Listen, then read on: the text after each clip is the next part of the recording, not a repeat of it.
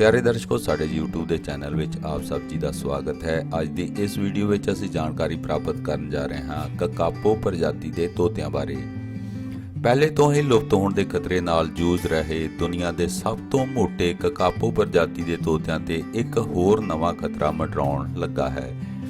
New Zealand ਦੇ ਵਿਗਿਆਨੀਆਂ ਨੇ ਵੀਰਵਾਰ ਨੂੰ ਕਿਹਾ ਹੈ ਕਿ ਦੇਸ਼ ਦੇ ਦੂਰ ਦਰਾਜ਼ ਸਥਿਤ ਗੋਲਡਫਿਸ਼ ਟਾਪੂ ਤੇ ਪਾਏ ਜਾਣ ਵਾਲੇ ਇਹਨਾਂ ਤੋਤਿਆਂ ਨੂੰ ਸਾਹ ਸੰਬੰਧੀ ਰੋਗ ਐਸਪਰਜਿਲੋਸਿਸ ਨੇ ਜਕੜ ਲਿਆ ਹੈ। ਵਿਸ਼ੇਸ਼ ਪ੍ਰਜਾਤੀ ਦੇ ਇਸ ਤੋਤੇ ਦਾ ਵਜ਼ਨ 4 ਕਿਲੋ ਤੱਕ ਹੁੰਦਾ ਹੈ।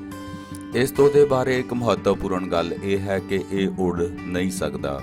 ਨਿਊਜ਼ੀਲੈਂਡ ਦੇ ਸੰਰਖਣ ਵਿਭਾਗ ਅਨੁਸਾਰ ਇਸ ਰੋਗ ਦੀ ਲਪੇਟ ਵਿੱਚ ਆਏ 36 ਤੋਤਿਆਂ ਦਾ ਇਲਾਜ ਕੀਤਾ ਜਾ ਰਿਹਾ ਹੈ। 7 ਤੋਤਿਆਂ ਦੀ ਮੌਤ ਹੋ ਚੁੱਕੀ ਹੈ। ਚਿੰਤਾ ਦੀ ਗੱਲ ਇਹ ਹੈ ਕਿ ਇਸ ਕਿਸਮ ਦੇ ਲਗਭਗ 150 ਵੱਡੇ ਤੋਤੇ ਹੀ ਬਚੇ ਹਨ। 1990 ਵਿੱਚ ਇਹਨਾਂ ਦੀ ਗਿਣਤੀ ਘਟ ਕੇ 50 ਰਹਿ ਗਈ ਸੀ। ਸਾਰੇ ਯਤਨਾਂ ਨਾਲ ਇਹਨਾਂ ਦੀ ਗਿਣਤੀ ਕੁਝ ਵੱਧ ਗਈ ਸੀ। ਦੁਰਲਭ ਪ੍ਰਜਾਤੀ ਦੇ ਇਹਨਾਂ ਤੋਤਿਆਂ ਨੇ ਇਸ ਸਾਲ ਰਿਕਾਰਡ 240 ਅੰਡੇ ਦਿੱਤੇ ਸਨ। ਇਹਨਾਂ ਅੰਡਿਆਂ ਚੋਂ ਨਿਕਲੇ 75 ਬੱਚੇ ਅਜੇ ਵੀ ਜ਼ਿੰਦਾ ਹਨ। ਪਿਛਲੇ ਸਾਲਾਂ ਦੀ ਤੁਲਨਾ ਵਿੱਚ ਇਹ ਗਿਣਤੀ ਦੁੱਗਣੀ ਹੈ।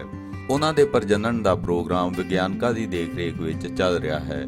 ਇਹ ਤੋਤਾ 2 ਤੋਂ 4 ਸਾਲ ਵਿੱਚ ਇੱਕ ਵਾਰ ਹੀ ਪ੍ਰਜਨਨ ਕਰਦਾ ਹੈ।